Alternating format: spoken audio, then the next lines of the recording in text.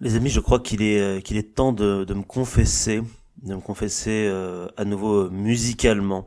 La dernière fois, nous avons parlé du corps, un instrument que je joue, hein, voilà, bien évidemment. Et je me suis dit, pourquoi ne pas aller plus loin? Pourquoi ne pas faire tout simplement une chronique qui parle, eh bien, d'un genre de musique qui emploie, eh bien, souvent le corps. Je veux parler, eh bien, de la musique savante. Est-ce que vous savez un peu ce que c'est que la musique savante ou pas du tout? Alors, pas du tout. J'imagine que ça a un rapport avec le corps. Ça peut avoir un rapport avec le corps, mais pas que forcément avec le corps. En fait, tout le monde connaît la musique savante, c'est juste que il y a un défaut de langage qui fait que on l'appelle pas comme ça, mais on l'appelle autrement. Pour moi, tu me dis musique savante, je dirais musique classique, peut-être. C'est la Ouais, musique voilà. classique, ouais, exactement. Ouais. D'accord. En fait, c'est assez simple. La musique savante, c'est ce que tout le monde appelle couramment la musique classique. Alors ici, nous allons nous concentrer uniquement sur la musique occidentale et sur tout ce qui n'est pas considéré comme de la musique dite populaire. En fait, la musique savante, elle est en opposition face à la musique populaire. Mhm. Alors du coup, c'est un bel exemple d'ethnocentrisme et de mépris de classe d'une certaine manière, mais après ça c'est un autre débat. Qu'est-ce qui différencie donc la musique savante de la musique populaire? C'est très simple, on va simplifier un peu à l'extrême, tout ce qui est savant se transmet par écrit. Tout ce qui est populaire se transmet par l'oral, en fait, tout simplement. En gros, la musique savante, c'est la musique qui a les connaissances pour écrire et se faire comprendre par d'autres, finalement, musiciens qui ont aussi ce langage. C'est pour ça qu'il y a toujours eu un peu ce côté très élitiste, finalement, dans ce qu'on appelle aujourd'hui la musique classique. D'ailleurs, même dans le nom que les musiciens savants se donnent, de savant, il y a un côté très élitiste dedans. C'est la musique qui est savante, donc elle est au-dessus finalement un peu du reste. Après, c'est relativement stylé aussi de dire musique savante, mais ça, c'est Ouais, c'est autre vrai qu'il y chose. a un petit côté égo. Ouais, c'est ça, c'est genre, oui, je fais de la musique C'est savante. Moi, clair. j'imagine tout de suite quelqu'un avec une perruque, tu vois, et un espèce de plume en train d'écrire des notes sur un parchemin. Oui, Alors, à côté, il y a le clodo dans la rue qui est avec, c'est vrai qu'il fait de la avec musique sa vie à la Bah populaire. roue, oui, avec hein, sa vie à pourquoi la pas, roue et et qui se casse c'est son ça, train là. complètement, et avec les dents édentées, et qui là, voilà, c'est ça, c'est vraiment les caricatures de Et base, oui. quoi, de cette manière. Mais- Mais je m'égare. Moi, ici, pardon, mon but, ça va être de sommairement d'essayer de remonter le temps à partir du début pour essayer de comprendre l'évolution de la musique savante. Alors, techniquement, toute musique prend source au tout début, hein, donc à la préhistoire, tout ça, mais on va pas forcément en parler. Même chose, on va laisser de côté la musique antique et la musique médiévale. Peut-être qu'on fera un jour des chroniques dessus, je ne sais pas. Et on va se concentrer sur le début de l'époque historique dite moderne. Vous savez à partir de quand c'est d'ailleurs? Certains d'entre vous sont historiens normalement. Alors, ça dépend. Soit tu la places à la chute de Constantinople, soit en 1492 à la découverte de l'Amérique. Ouais, effectivement, ouais. Moi j'aurais plutôt tendance, en tout cas, on m'a appris 1492, ouais. Donc on est sur du bon vieux 16e siècle hein, pour l'époque moderne. Et donc du coup, en termes musical, ça va correspondre tout simplement à la musique dite de la Renaissance. Alors pourquoi est-ce qu'on va partir de la musique de la Renaissance? Tout simplement parce que la musique de la Renaissance, c'est une musique qui s'inspire beaucoup des chants grégoriens du Moyen Âge. Donc pas forcément besoin de remonter spécialement en amont. C'est une chose qu'on retrouvera ensuite tout le long de l'histoire de la musique savante. Alors, je mets quand même un bémol, hein, on dit que ça s'inspire des chants grégoriens, mais la musique savante reste toutefois une musique qui est séculière, c'est-à-dire qu'elle n'est pas religieuse, c'est vraiment laïque en somme, d'une certaine manière. Donc, pendant cette période de la Renaissance, on fait également face à une généralisation des tierces, des sixtes, on commence à innover un petit peu. On commence également à voir des orchestres qui vont se réunir par famille. C'est un petit peu les prémices finalement des débuts de l'orchestre symphonique. Et donc je vous propose qu'on écoute tout de suite un petit air de musique de la Renaissance.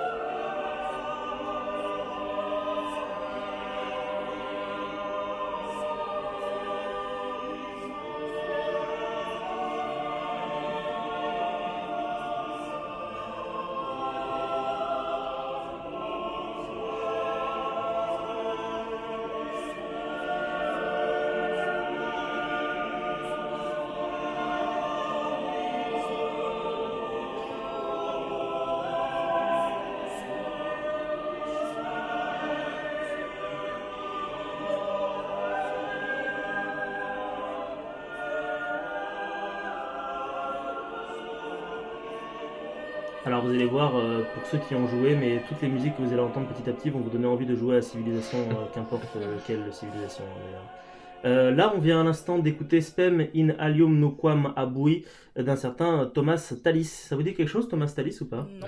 Non. Non. Est-ce que vous avez regardé les Tudors? Non. Plus. Et ben voilà, c'est un personnage des Tudors. En fait, moi, je l'ai, en fait, en cherchant des artistes de la Renaissance tout à l'heure, je l'ai vu dans la liste et j'ai fait oh mon dieu, mais c'est le personnage dans les Tudors. Et je me suis dit, allez, il faut tout prix que je mette un truc de lui. Et voilà, alors que c'est un personnage extrêmement secondaire, je crois qu'il est que dans la saison 1. Non, c'est cool Mais qu'il y ait des bref, personnages musiciens passons. historiques dans la série. Ben oui, il faut. Je pense. Donc là, vraiment, on reconnaît, en tout cas dans l'extrait que je vous ai passé, le côté très chant. On est sur du a cappella, ça fait très grégorien, c'est très. On est encore un petit peu dans l'ancien temps. Vous voyez, c'est quelque chose qui est pas. La musique n'a pas encore vraiment pris son envol d'une certaine manière.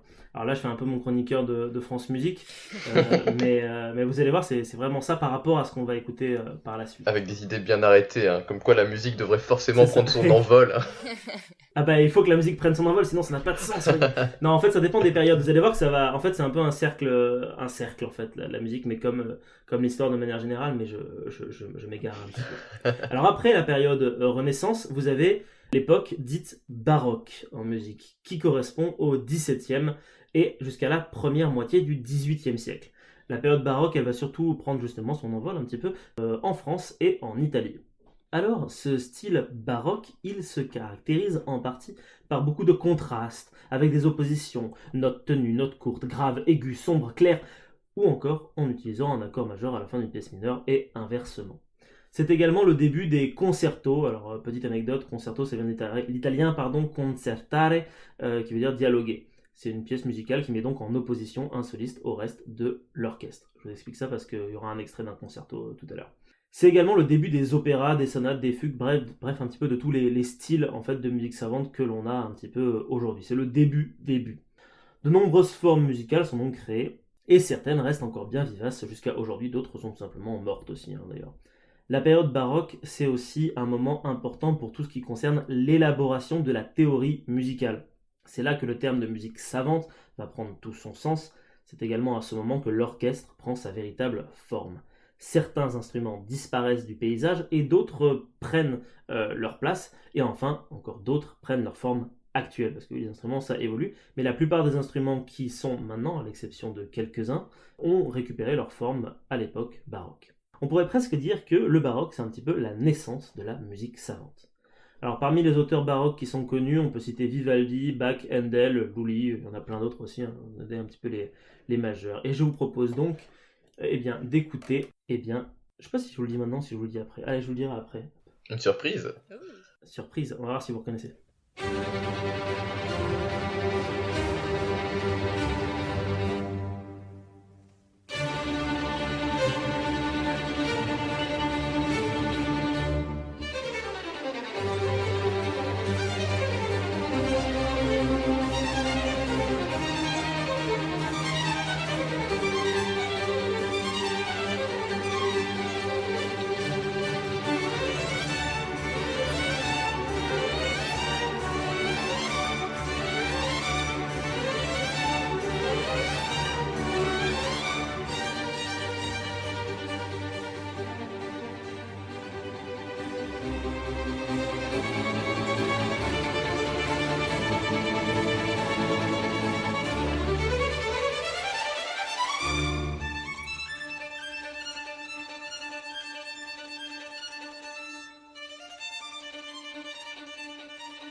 Alors, est-ce que vous avez reconnu du coup? Vivaldi. Ouais, il me semble. C'est Vivaldi, ouais, effectivement. C'est un des concertos de Vivaldi. Vivaldi, vous le connaissez tous pour les 4 saisons, justement, de Vivaldi. Et vous savez quelle saison c'est, là? Non. La saison, je sais pas, Non. mais il me semble que c'est pas le vol du bourdon. C'est l'été. Alors après, précisément dans l'été, je sais pas à quel moment c'est exactement. Même moi, hein, franchement, les 4... En fait, je voulais mettre du Vivaldi, j'ai écouté les 4 saisons, je me suis dit que l'été était quand même vachement classe. Ouais. L'automne aussi est sympa. En fait, j'ai mis l'été parce que je préfère l'été, mais l'automne représente vraiment bien ce qu'est le baroque, parce que quand on écoute l'automne, bah écoutez, on va se le mettre. Allez.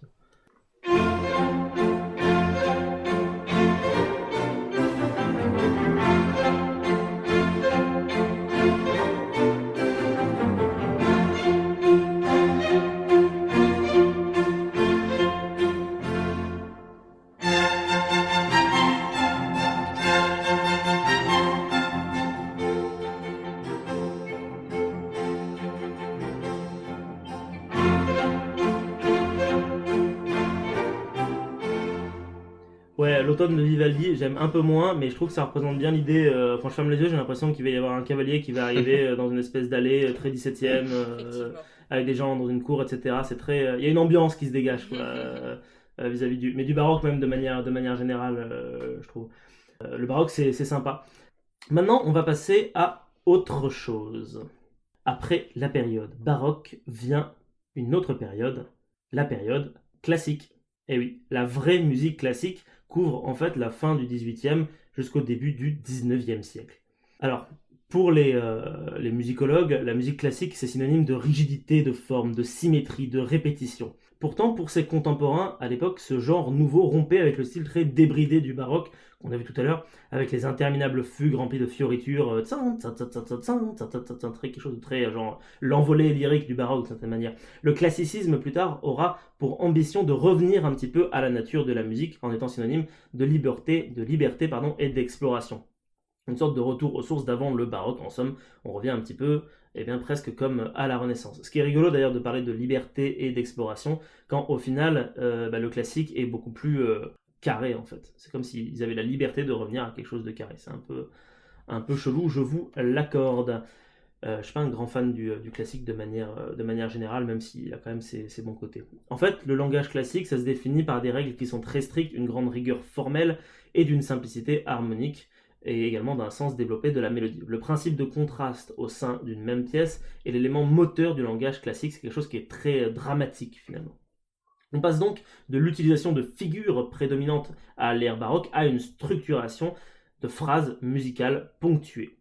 En fait, là où le baroque représente des émotions finalement, d'où le côté un petit peu envolé dont on n'aurait pas parlé depuis tout à l'heure, mais j'en fais un peu des caisses, la période classique, elle, c'est une langue à travers laquelle le compositeur va tout simplement vous parler. Est-ce que vous connaissez un compositeur classique très célèbre ? Je sais pas. Je vais dire une connerie Non. parce que je suis très nulle en date, donc. Vas-y. Non, vous avez aucune idée. C'est vraiment le. Si je vous dis même musique classique de manière générale, vous me dites qui ? Le premier compositeur qui vous vient en tête de Allez, on va musique, dire Mozart. Bach. pas forcément de la période. Bach. Ouais. Ah merde, c'est Bach. On va dire Mozart. Bach, il est. Allez. Ouais, c'est Mozart. Ah, En fait, Bach, il est censé être dans le baroque, mais après, c'est dans le pré-classique. Mais bon, Ouais, après, en fait, c'est un peu comme toutes les formes d'art. J'imagine Ben, que c'est ça, c'est c'est aussi qu'en la fait, période t'as baroque des- et classique de la peinture, l'architecture, etc. Exactement, en fait ça se mélange, c'est-à-dire qu'on peut pas dire qu'il y a une rupture nette, mais même comme dans l'histoire de manière Ouais. générale, il n'y a jamais une rupture nette, il y a des précurseurs à chaque fois, il y a des gens qui continuent à faire du baroque pendant qu'il y a du classique, enfin c'est toujours un peu le bordel en fait, si je puis dire, si vous m'excusez le mot. Mais Mozart, lui, c'est vraiment moi, enfin en tout cas de mon point de vue, je trouve que c'est le classique par excellence, c'est vraiment la rigidité un petit peu derrière. On va s'écouter une de ses œuvres que j'aime bien.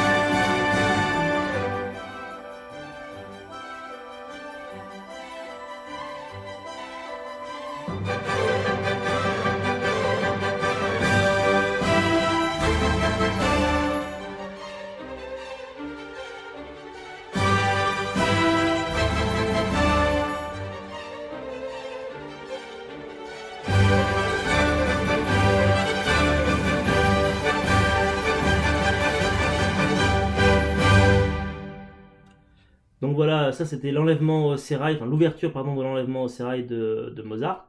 Je trouve que vraiment chez Mozart c'est typique, enfin on a vraiment l'impression que les instruments se répondent toujours, ils se répondent les mêmes phrases, c'est tsan tsan tsan, il y a toujours vraiment il y a un côté très, j'ai le terme bourrin qui me vient en tête, mais c'est peut-être un peu ça. Magistral. De Mozart, mais ouais plutôt magistral, tu vois, on est dans du sorte de C'est quelque chose de très, très carré, très bam, bam, bam.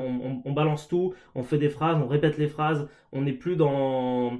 Ouais, comme au baroque où le violon il fait ce qu'il veut finalement, il est libre. Là vraiment, c'est non, personne n'est libre. Je veux dire quelque chose, tout le monde va le dire, on va le répéter, on va le marteler. Ça va toujours être là. Alors c'est stylé de ouf Mozart, mais il y a quand même ce côté très carré qui est parfois un petit peu redondant en fait d'une certaine manière, si je puis dire. Et on va arriver à la période que je préfère, qui est la période romantique, qui correspond donc à l'ensemble du 19e siècle. L'avantage c'est que le romantique ça correspond toujours au 19e siècle, quel que soit l'art je crois. C'est clair. On retourne ainsi donc vers une musique qui sera plus tournée vers l'émotion.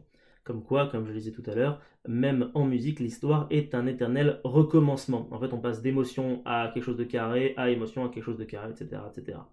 Pour ce qui est des instruments, le piano arrive et il remplace donc le clavecin. C'est un petit peu son évolution en direct. Le clavecin finit par mourir, plus personne ne s'occupe du clavecin maintenant. Pauvre. C'est triste, hein, c'est joli en plus le clavecin. Même les œuvres de Mozart qu'il a composées au clavecin sont maintenant jouées au piano. Donc oui, c'est tristesse pour le clavecin. Bref. L'orchestre, lui, l'orchestration devient de plus en plus audacieuse et élaborée, d'autant plus que certains instruments, comme le cor justement, sont modifiés de manière à devenir beaucoup plus maniables. Et là, je vous renvoie donc à ma chronique sur le cor de l'épisode précédent. Les sonorités inventées par les romantiques sont particulièrement colorées et évocatrices. En fait, tout au long du 19e siècle, la musique romantique conservera dans ses caractéristiques une certaine continuité, une homogénéité temporelle du style.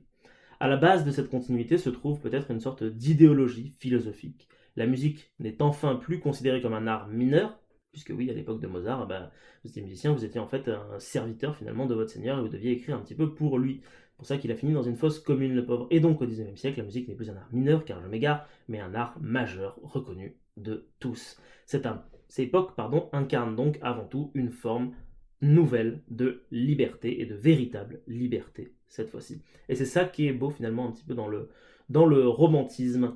Je vous propose donc d'écouter, alors pour l'épisode du corps, j'ai balancé plein d'autres de Tchaïkovski ou de Wagner, etc., qui sont vraiment des auteurs qui sont incroyables pour le romantisme. Je vous invite à écouter tout ce qu'ils font, c'est chouette, tout ce qu'ils faisaient, parce qu'ils sont morts, c'est triste. Et donc du coup là j'ai essayé de changer un peu, j'ai pris au pif. En fait, je vous ai pris la valse du Danube bleu de Johann Strauss. J'en profite d'ailleurs pour préciser quelque chose, c'est qu'en fait la plupart des auteurs de musique classique que l'on connaît sont en fait des auteurs de la période romantique, comme Beethoven, Schubert, Berlioz, Schumann, Brahms, Bizet, Tchaïkovski, Chausson, Debussy, Strauss, etc., etc., Verdi, Bellini, Puccini, tous ces gens-là, en fait, tous les gens qu'on connaît le plus, sont en fait des gens de la période romantique. Finalement, le seul qui est classique, en fait, c'est... J'ai cru que tu allais dire sont décédés. Aussi. Ils sont tous morts aussi, ouais. À l'exception de Paul Dukas. Non, je plaisante. Il est mort en 1935 et je ne sais même pas qui c'est d'ailleurs, par la même occasion. J'ai juste pris son... Bref, yes. Je fais des blagues aujourd'hui, c'est rigolo. Allez, donc du coup, le Danube bleu, la valse, du Danube bleu de Johann Strauss. Il y a du corps dedans.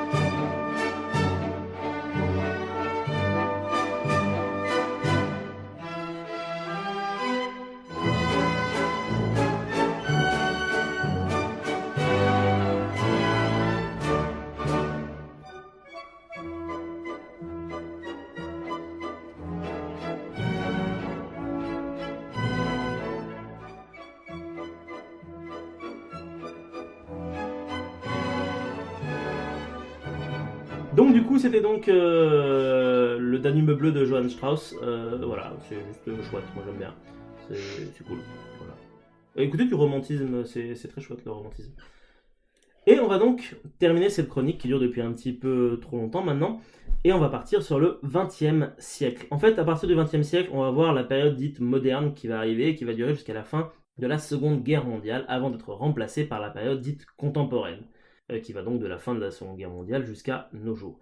Alors, je ne vais pas développer ces deux périodes, car en fait elles sont extrêmement récentes, il y a beaucoup de choses à dire, il y a plein de styles différents, c'est le moment où, avec la mondialisation, la musique part un peu en vrille en fait, même de nos jours on peut plus dire vraiment que telle ou telle chose est dans une boîte, c'est difficile de faire des boîtes en fait maintenant, peut-être parce qu'on le vit en fait, peut-être que dans 300 ans les gens diront que la période du 21e siècle c'était la période dite de blablabla, je ne sais pas, je m'égare, et je terminerai juste par les mots suivants. La musique savante est née avec les opéras, finalement on peut le dire, au début du XVIIe siècle. Et aujourd'hui, vous écoutez tous de la musique savante à chaque fois que vous mettez le pied dans une salle de cinéma.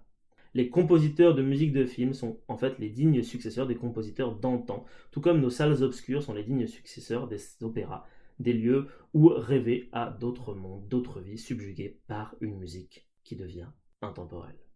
Et voilà, c'est tout pour moi. Je drop le mic. Eh ben, c'était très beau, Oui. c'est bien, c'est vrai que c'est la continuité avec les compositeurs de cinéma. Ouais, c'est ça. Mais en fait, c'est ça qui est rigolo avec la musique. En fait, moi j'adore, j'écoute très très peu finalement de musique savante. Ce que j'écoute, c'est plus souvent du romantisme en fait. Mais par contre, j'écoute énormément de musique de film. Mais concrètement, c'est la même chose en C'est fait. clair. Les musiques d'antan, elles nous racontent des histoires parce qu'elles sont accrochées à une histoire justement. Rien que tu prends du Wagner ou du Tchaïkovski, c'est toujours lié à des opéras, donc la musique veut te dire quelque chose. Et en fait, aujourd'hui aussi, tu vas dans une salle de cinéma et t'écoutes le thème de Avengers, il veut dire quelque chose, tout simplement. Ouais, c'est clair. Après, j'ai pensé à Avengers comme C'est ça. un beau parallèle. En fait, c'est ça. Si cette chronique vous a plu, n'hésitez pas à aller écouter l'épisode dans son entièreté sur toutes les plateformes de podcast existantes. Le lien est dans la description. N'hésitez pas aussi à mettre un petit pouce bleu et à vous abonner à la chaîne pour ne rien louper. Vous pouvez aussi vous abonner sur notre petit Facebook pour pouvoir nous suivre. Puis si le cœur vous en dit, n'hésitez pas à vous balader un petit peu partout sur la chaîne parce que figurez-vous que vous y trouverez des tas de choses diverses et variées. Puisque vous l'avez compris, ici en fait, on parle de tout, mais on parle surtout de rien.